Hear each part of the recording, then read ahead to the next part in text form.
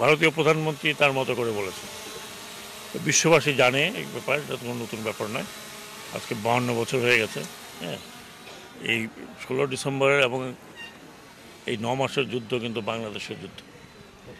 আমি শুধু এটুকু মনে করি যে এটা আমাদের যুদ্ধ, আমাদের প্রাণহানি হয়েছে, আমাদের মা বোনেরা সম্ভ্রমানি হয়েছে এবং 9 মাস আমাদের দেশ একটা বড় ধরনের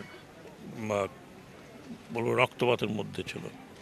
আমাদের যারা মুক্তিযুদ্ধ করেছেন, প্রাণ দিয়েছেন, শহীদ হয়েছেন, তাদের প্রতি আমরা সবসময় শ্রদ্ধা জানাই।